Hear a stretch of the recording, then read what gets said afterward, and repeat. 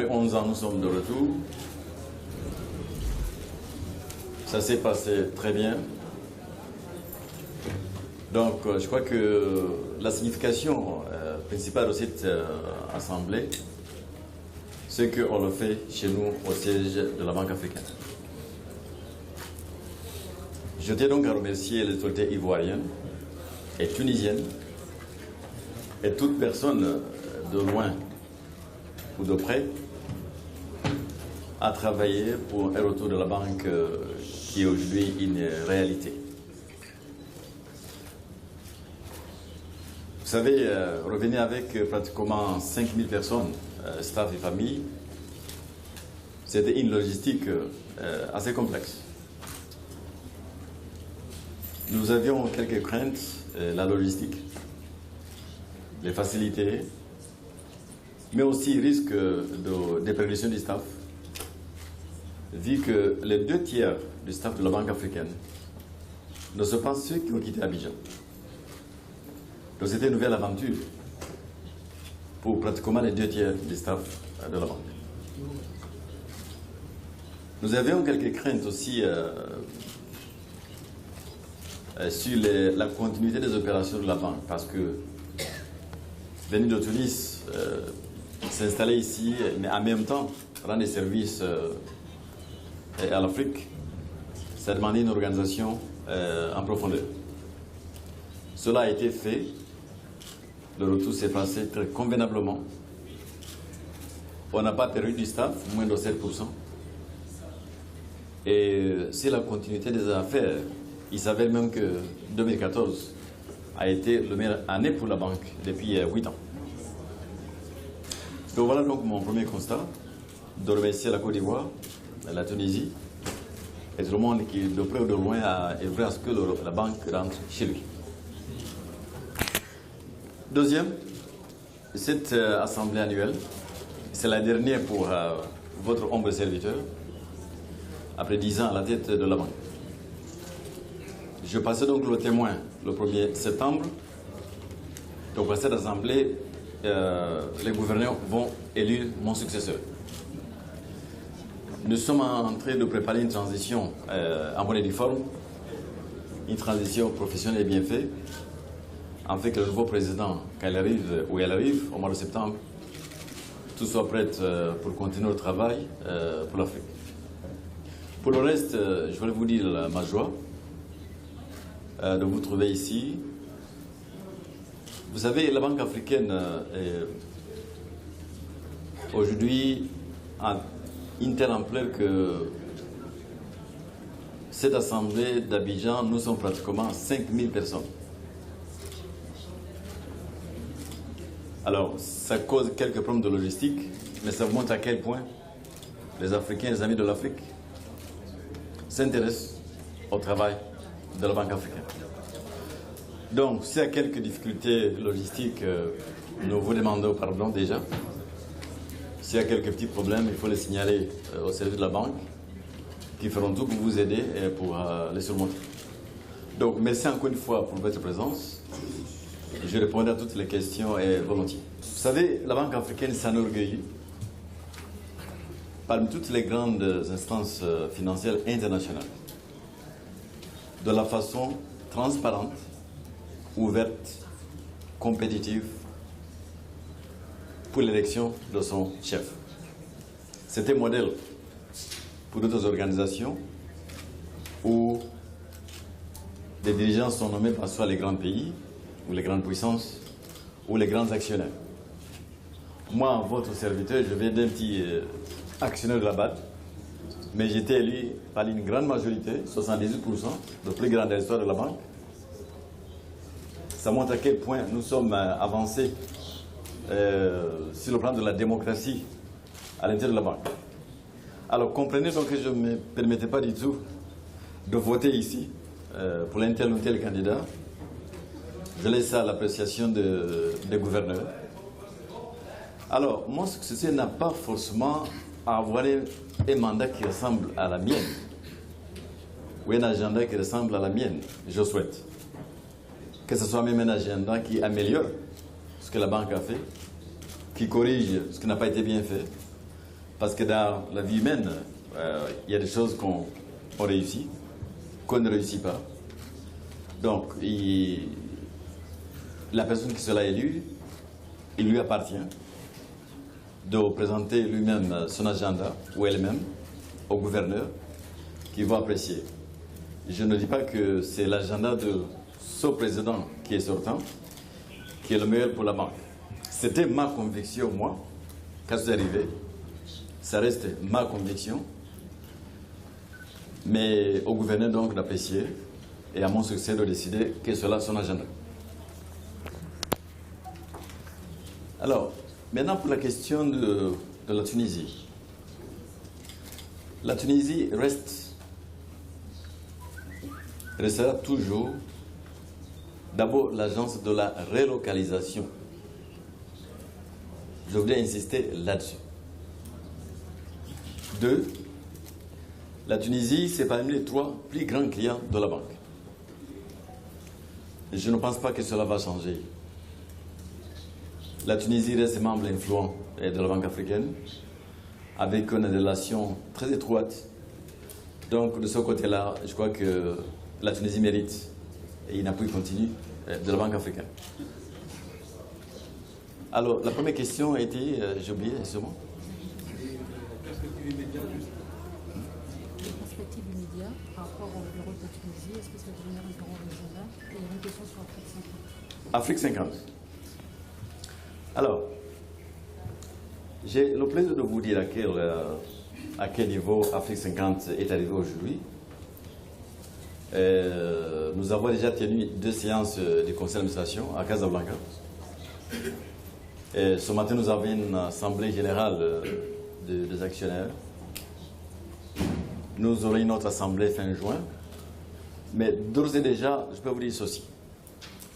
À ce jour, nous avons 17 pays qui ont déjà souscrit. Nous sommes déjà à la hauteur de 750 millions de dollars. J'ai dit bien 750 millions de dollars.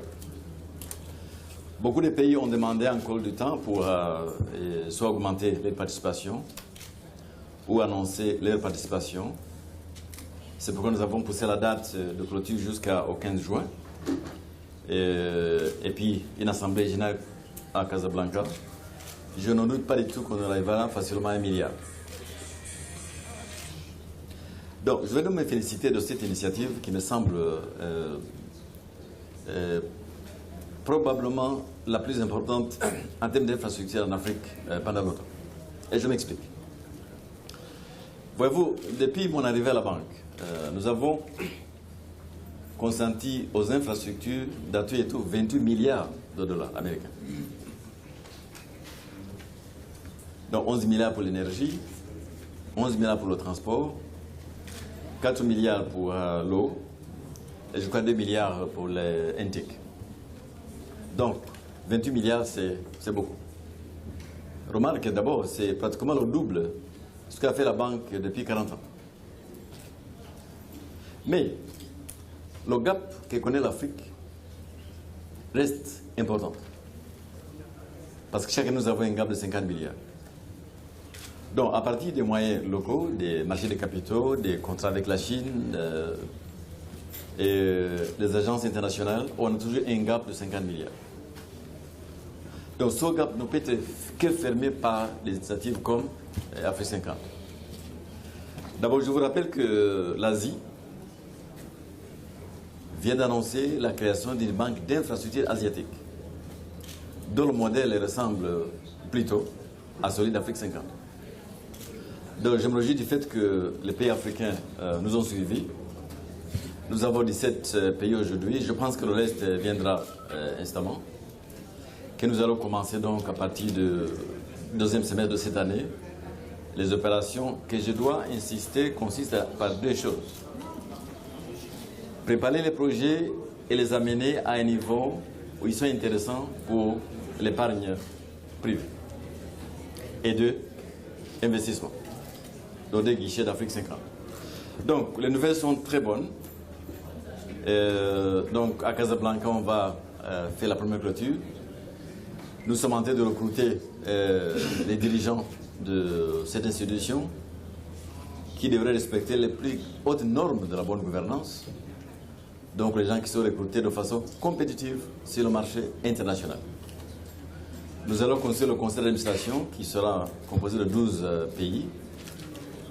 Nous allons aussi trouver des banques d'investissement pour nous accompagner dans ce travail. Donc, grosso modo, je suis très content de la marche de Afrique 50. J'ai constaté que non seulement le Maroc est le premier client de la banque, nous sommes aussi le premier acteur financier international au Maroc, devant tous les autres. Mais je vais ajouter autre chose. Depuis que je suis arrivé à Tel Abad, le portefeuille de la BAD au Maroc a doublé. Alors, il est multiforme, comme vous le dites, au niveau des infrastructures, énergie renouvelable, énergie traditionnelle.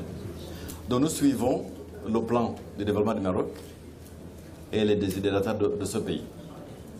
Donc, je pense que le Maroc sera un partenaire très important pour la Banque africaine. Now, Bernadette, for East Africa. East Africa has been, over the last 10 years, Greater East Africa, to include Ethiopia, that is, the most dynamic part of Africa. Without oil, without gas, and without minerals. I do think that will continue. Now, you're right to point out the concerns caused by the crisis in Burundi. That is very disappointing. And I hope those who have the mandate in peace and security can help Burundians bring this crisis to a close. Because not only does it have an economic impact, it has a human impact as well. With already 100,000 refugees across the borders and internally displaced persons. So whether it is South Sudan or the Central African Republic or Burundi, all I can do is to say how this not only is damaging from a human development perspective, economic perspective, but also the African brand. Luckily, the countries in crisis are still small in number compared to the broad range of countries who are making incredible progress. So I'm convinced that East Africa will remain a dynamic part of Africa, but you're right to worry about some of those crises which are quite damaging across the board. Il y avait une question pour ça, c'était ? Il y a une question sur les économies locales. En fait, Bon, libérer le potentiel, ça veut dire ce que ça veut dire. Je m'explique. J'ai déjà dit que par manque d'infrastructures seulement, ça coûte à l'Afrique 2 points de PIB. Donc commencer par le commencement. Fermer donc le gap en termes d'infrastructures. Donc l'importance d'un fonds comme Afrique 50. Mais cela ne suffit pas. Une infrastructure n'est qu'un moyen. L'objectif, c'est le commerce. L'objectif, c'est le service découlant de cette infrastructure. Alors, la deuxième façon de libérer donc le potentiel, c'est s'attaquer à toutes ces questions d'inégalité, d'exclusion, qui fait que la classe moyenne, la demande locale, est freinée. Donc si vous me demandez aujourd'hui quelles sont les 3 priorités pour libérer ce potentiel, je dirais en premier lieu les infrastructures, 2 les inégalités et exclusions, et 3 les ensembles régionaux, la libre circulation des personnes, des capitaux, donc le marché unique régional. je vais prendre 3 questions. Donc, Thank you, Mr. President. My name is Ndamu from Zimbabwe. Mr. President, when you joined the bank 10 years ago, Zimbabwe was isolated by the West because of its problems, its debt problems. But under your leadership, the bank has managed to bring Zimbabwe and its creditors on the table. Going forward, What are the key steps to resolve this debt crisis? What you call? Well, let me talk about the economic problem, because debt is only a small part of the broader economy. Zimbabwe was the second largest economy in the SADC region, and one of the most successful economies in Africa. My wish, the bank's wish, is that the country returns to where it was and enjoys the momentum of economic growth in Africa. Now, that is a function of many things. It's a function of sound policies. It's a function of policies that encourage investors, both local and foreign. And it is a function of the support international organizations can provide. But the essential of the work has been done by Zimbabweans in terms of sound policies, in terms of creating confidence for business. Now, in our rules, when a country falls in arrears, we have to interrupt our relationships. Zimbabwe, as you know, owes arrears to the African Development Bank, the World Bank, and the International Monetary Fund. And so we're working together, all of us three, in the government of Zimbabwe, to try and find a solution in how these arrears can be settled so that Zimbabwe can re-engage fully with the international community. That is very much work in progress, and I'm not able at this point to tell you when that process will be completed. Oui, Alors, une question ici, et après on va aller derrière. Monsieur le Président, c'est M. Aïdara, rédacteur en chef du journal Les Afriques. Monsieur le Président, je pense que vous avez apporté de la crédibilité au niveau de l'institution. Ce qui prouve cela, ce qui atteste cela, c'est le déplacement d'une dizaine de chefs d'État qui vont faire le déplacement, selon les sources que nous avons glanées, à Abidjan. Est-ce que ce n'est pas un signal fort, Monsieur le Président, pour dire bravo Kadewuka, vous avez fait un excellent travail? Ça, c'est la première question. La deuxième question. Ah bon. La deuxième question. Attendez. Merci d'abord pour ces compliments. Vous savez, moi, j'ai une façon d'apprendre ces questions. Un héritage qui n'est pas partagé n'est pas un héritage.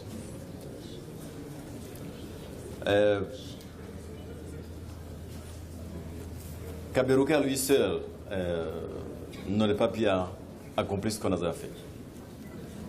Donc, je pense que les acquis de la banque devraient être mis sur le compte de votre humble serviteur, bien sûr, du staff de la banque, de ses actionnaires, et des efforts faits par le pays aussi. Donc, merci pour les compliments, mais je pense que c'est un héritage largement partagé, parce que vous savez, nous devons éviter cette approche qui fait que nous, il y a un seul Dieu, ça on le sait, mais pour l'acte de l'homme, il y a plusieurs mains à la table. Maintenant que les chefs d'État viennent ici nous accompagner, c'est donner à la Côte d'Ivoire d'abord, mais aussi un signal très fort pour le travail accompli par la Banque africaine. Oui, Monsieur le Président. Il y a plusieurs commentaires. L'après Kadewuka, qu'est-ce que vous allez faire? Est-ce que vous allez vous transformer en consultant, mettant votre expertise en faveur de la banque, ou alors vous allez retourner au village pour prêcher la bonne parole et être candidat en tribunal? Merci.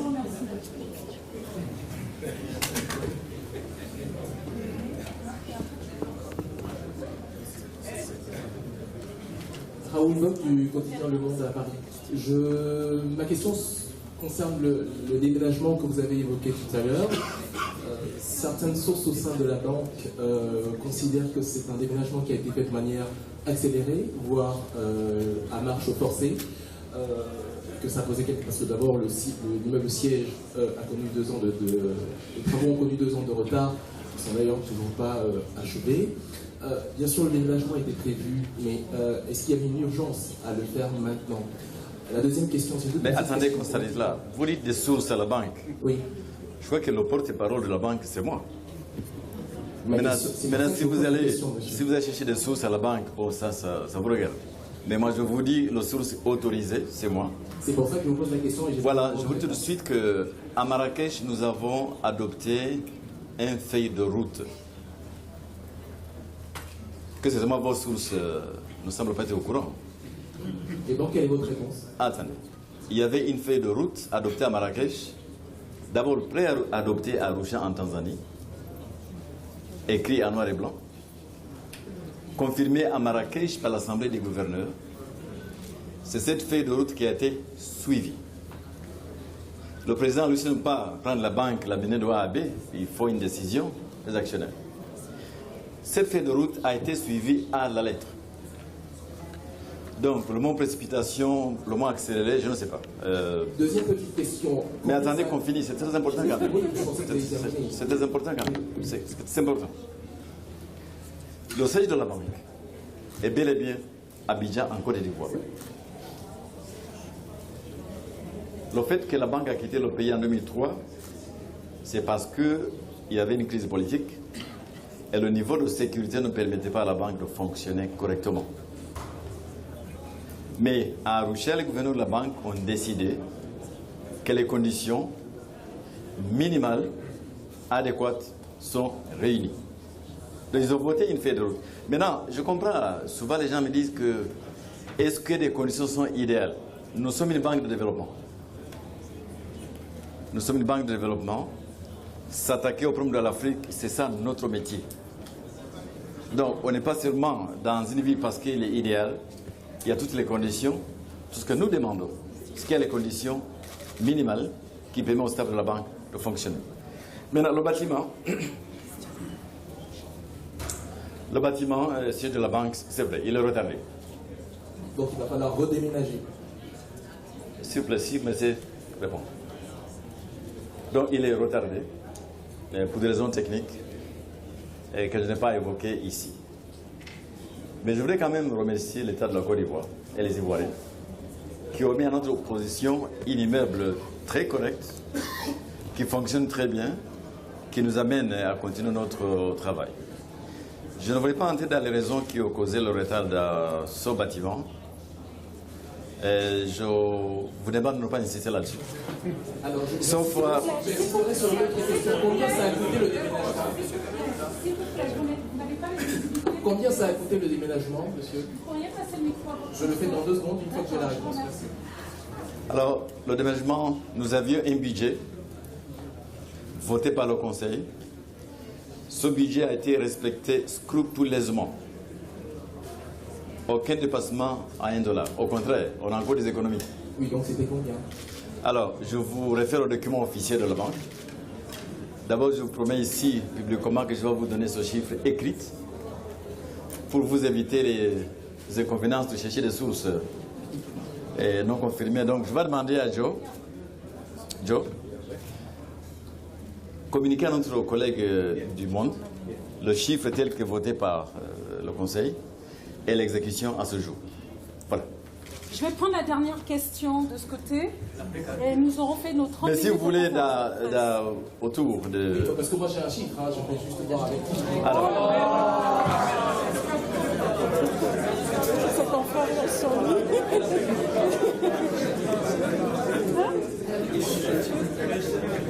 I'm going to change topics slightly. Adrian Fossum with the Financial Times, this is Africa. Mr. President, I'm going to also build on the African Economic Outlook that was released this morning. One of the findings was that Africa as a region had some of the best progress in terms of human development indicators of any region in the world, only beat by Asia. Do you have any concerns that, given low commodities prices constraining the budgets of many governments, that progress might be impeded going forward or might be decelerated? Thank you. Thank you. 3 points. Point number 1, you are right that Africa is one of the regions which has seen dramatic improvement in human indicators. Just one example and one alone. Infant mortality in the last decade has fallen by half. In some countries, even more, which will be the highest decline in human history.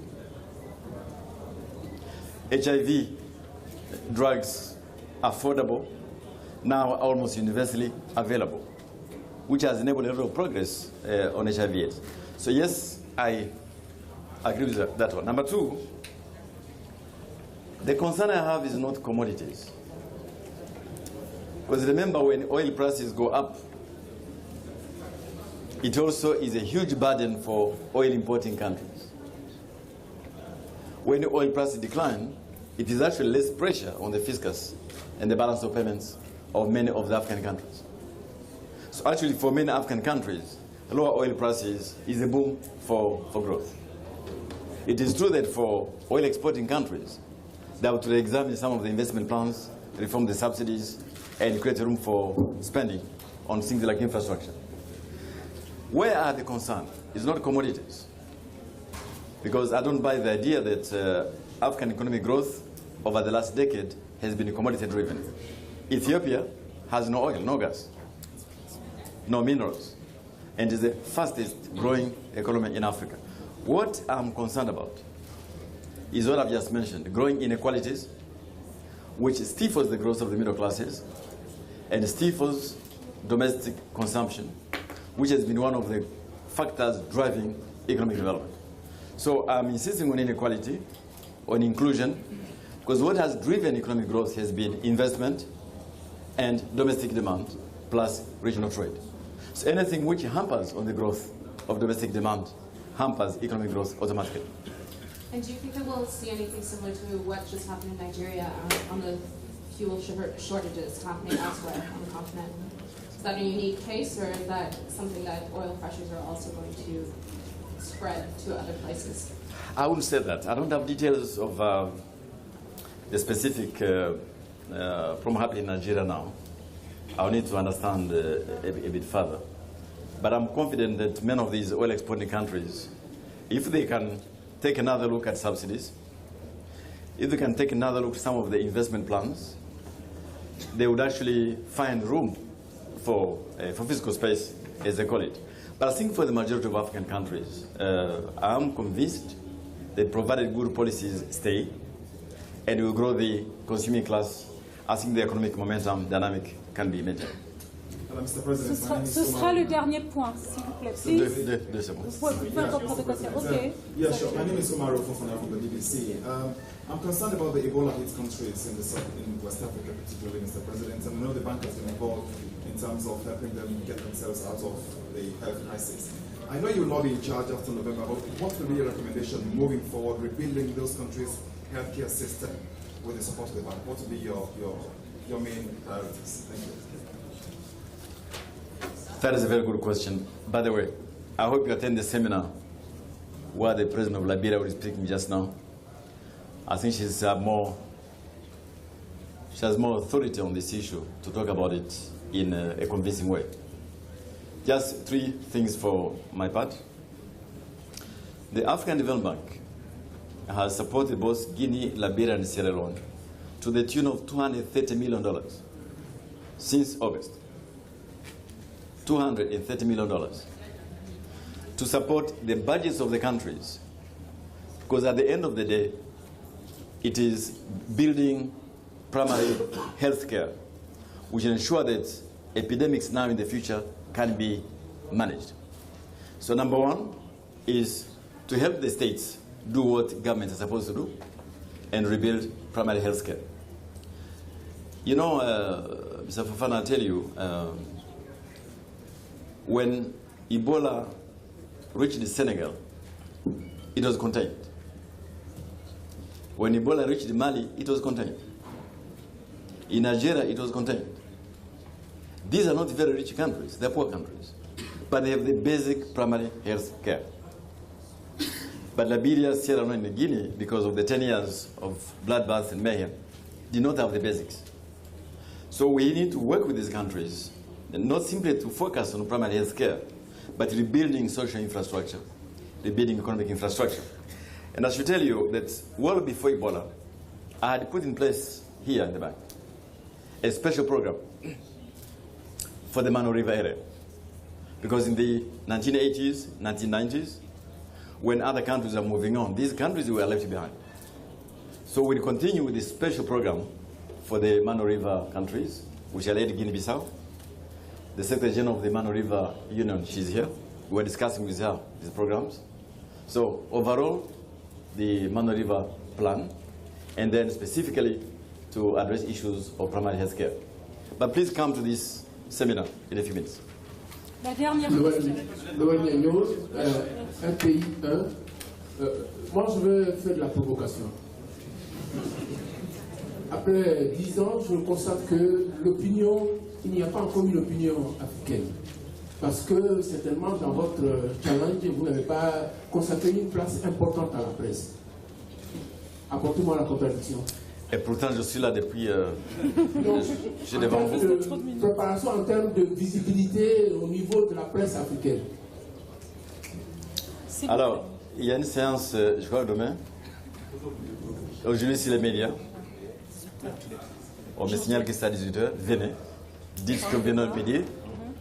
Un débat avec vos collègues du média. Je serai là, je serai très intéressé de savoir ce qu'ils disent.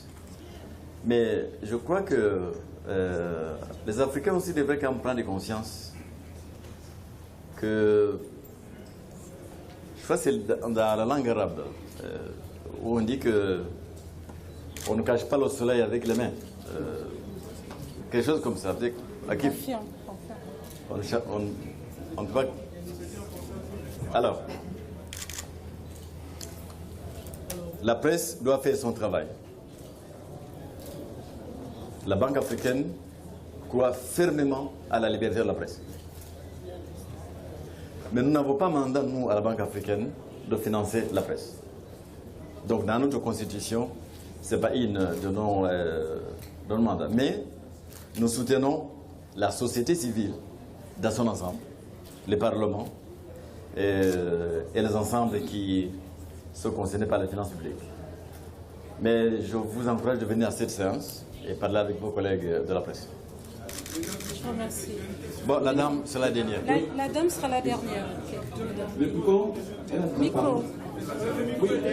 Monsieur le Président, au moment où vous apprêtez à quitter la Banque africaine de développement, et à quel niveau de financement trouvez-vous au niveau du secteur privé? Parce que à ce niveau-là, de gros privés africains se plaignent toujours de ne pas être suffisamment accompagnés. À quel niveau de financement trouvez-vous le secteur privé? Merci. Très bien. En 2005,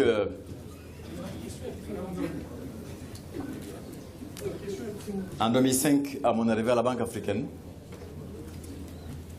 la banque finançait à la hauteur de 200 millions de dollars américains en 2005 par année. Aujourd'hui, 2015, nous sommes à 2 milliards chaque année.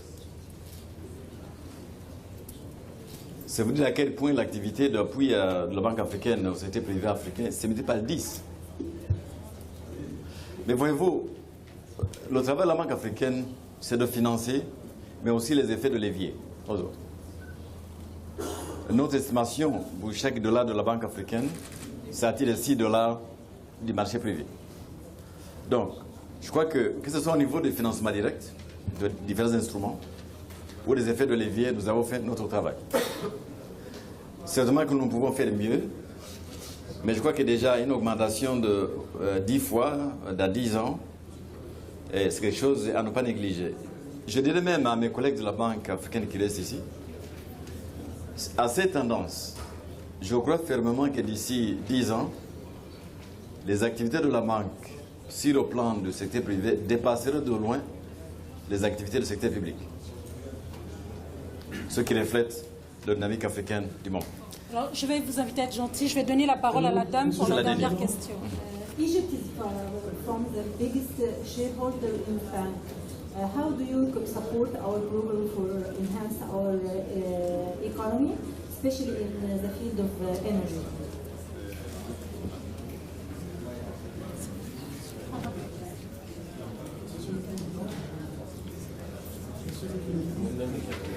La dernière question. À la fin de votre mandat, que pouvons-nous retenir de la politique que vous avez exercée pour l'Afrique?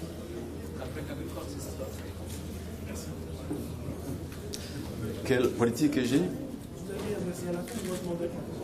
Qu'est-ce que vous pouvez retenir de la politique que vous avez exercée? Je laisserai aux Africains de juger. Je pense que me donner moi-même des scores, ça sera bien intéressant, mais je vous laisse juger. Moi, ce que je peux te dire, c'est que j'ai fait ce que j'ai été élu pour faire. L'agenda que j'avais présenté en 2005, c'est cela ce que j'ai fait. Est-ce que je l'ai bien fait? C'est à vous de me dire. So the last Maintenant, one, the pour last l'Égypte, one. non, Egypt will be last. Thank you. Egypt is now, I believe, the second largest client of the African Development Bank. We are, I believe, the biggest actor in the field of energy and other infrastructure. In fact, only last week we have approved financing for Sharm el-Sheikh International Airport. But I believe the challenge for Egypt in the energy sector is not simply financing. It is also management of subsidies. Because in Egypt, energy subsidies consume 70% of national income. That is quite high. And so I'm glad that the Egyptian authorities are already working on subsidy reform so that we can have fiscal room to invest more, both in economic and social infrastructure. So, thank you for coming to the annual meeting. Merci beaucoup. On se verra dans la semaine. Et merci beaucoup pour votre assistance.